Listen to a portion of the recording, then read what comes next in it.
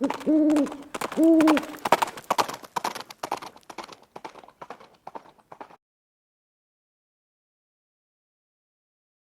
hey guys, it's Viejo here, and we're in the 4th week of July in 2025. You already know what the weather report's like here, so I won't say it. Hey, I got some 10 millimeter range pickup brass that needed some processing. I got it cleaned, and I like to go through all that stuff, and every once in a while you find one with a staked primer pocket or even some small primer pockets. I had a couple in this batch, and they need to be cleaned, and I like to size them and get them all trimmed to the same length, or at least close to it. So I had the trimmer out today, the Hornady Cam-Lock trimmer, which I like and you've seen me use before. But every time I bring that trimmer out on a video, I get questions about the driver that I use. Okay, and folks want to know what this, what the model is and so forth. And, you know, clearly it's made by Ryobi, and I like Ryobi tools. They're homeowner grade stuff. Okay, they work for me, and I've got a bunch of the other power tools. And so I thought I'd do a video here, so you know, when I get questions, I'll have a video that I can refer folks to. So most of what we're going to do today is talk about this as it pertains to using it on the trimmer. Okay, we won't talk about its use for other duties, but you know, clearly it wasn't made specifically to use with this trimmer. All right, let's go see it in action for a minute first, and then we'll come back and talk about the tool. Okay, so we got some cases here that we're trimming. These are 10 millimeter cases, and these have already been sized. If we don't size these before we trim, these guys are just going to grow from the sizing process, and then they'll all be different lengths again. And I also just touched these on the expander die, just enough to run that spud into the case to get it back round again, and that also helps with my fit over the pilot. Sometimes after sizing, the case mouth is too tight to go up onto that pilot, so just a touch on that expander die.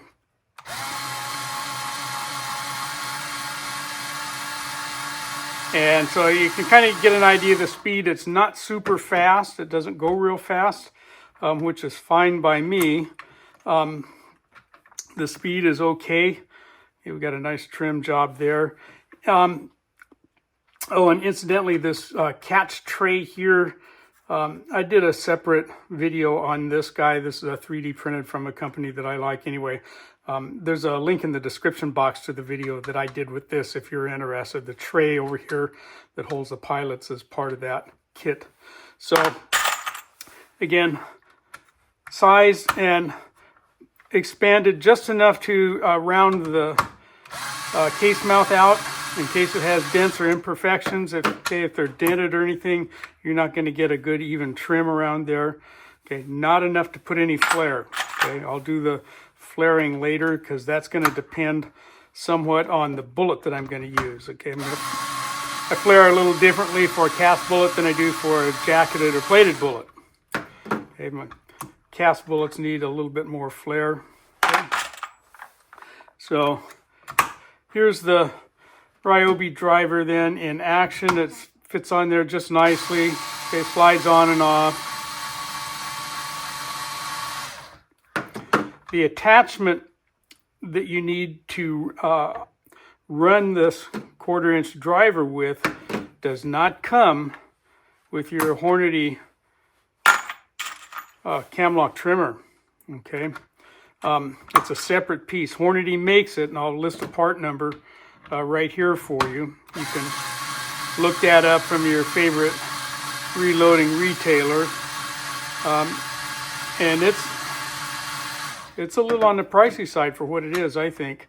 I have seen an outfit on eBay that has one of their own. Okay, it's a copy of this, more or less. Forget the name of the company, but if you do a search for Hornady Cam-Lock power adapter or Hornady Cam-Lock trimmer adapter, something like that, you should be able to find them there.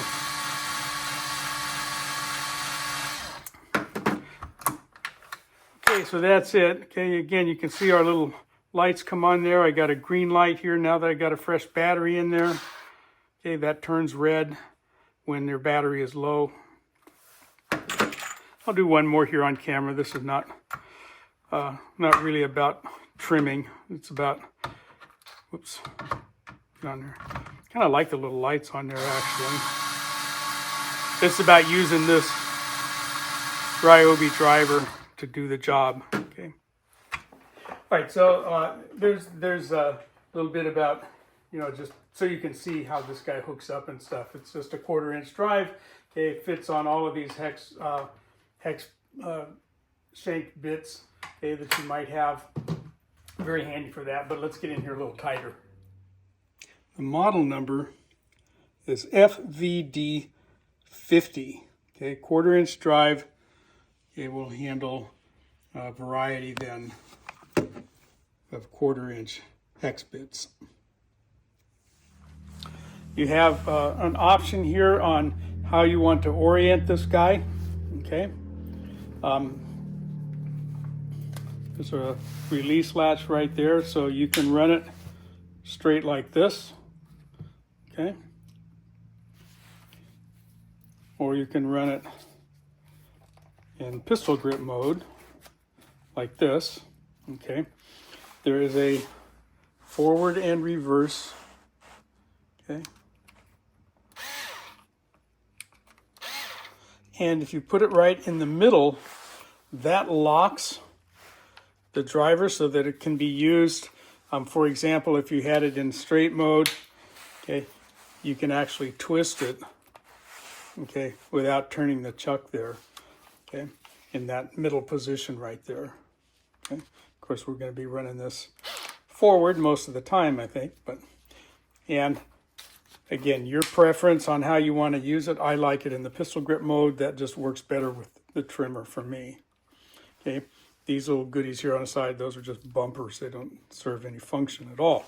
This one came with a couple of screwdriver bits, a Phillips and a flat blade, which are long since gone to another driver or something anyway. But it will handle any of your 1/4-inch hex bits, okay, out of your bit set. Okay, whatever you got. Okay, it'll run those just fine. Okay, the little LEDs up here on top, okay, will stay on for a couple of seconds after you release the trigger.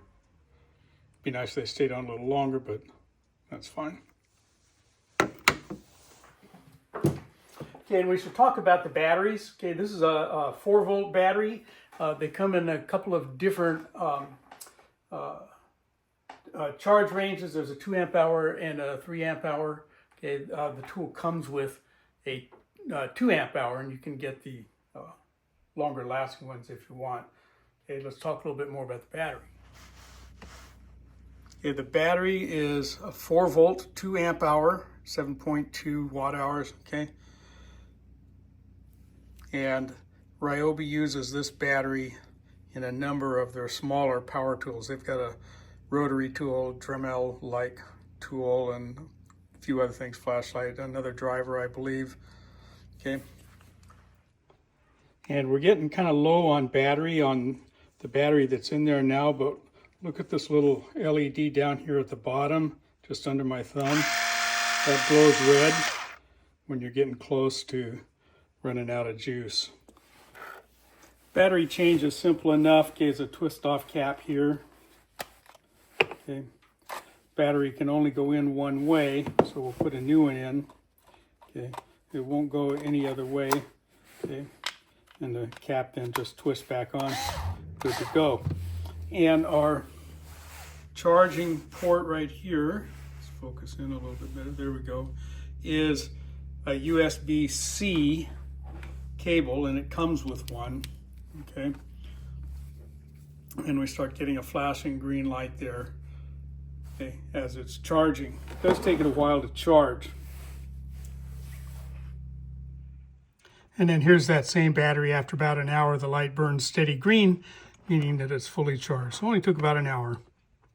That will depend, of course, on your charger, you know, what the amp rating of your charger is. And when I got mine, it came bundled in a set with 2 extra batteries. So that turned out, even though those batteries are expensive, turned out to be cheaper to get a couple extra batteries in that kit, in that bundle, rather than buying the batteries separately.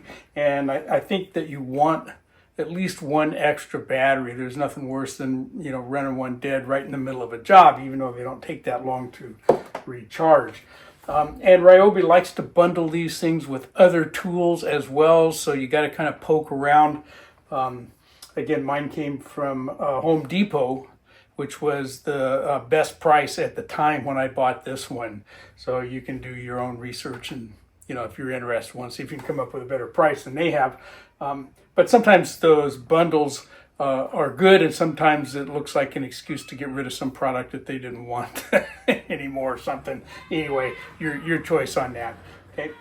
And just kind of as a reminder, this is not contractor grade stuff. Okay, none of Ryobi stuff, to my knowledge, is really designed for industrial use. It's homeowner grade stuff. This guy, if you try driving a wood screw into dense wood, it will torque itself out. It'll stop, and it'll take a few seconds for it to recover. It'll just grind to a dead stop. Okay, it's fine for, you know, putting a number 10 wood screw into some pine or something like that. You know, turning the bolts out of your doorknob, you know, whatever, those kinds of homeowner jobs, but nothing really heavy duty.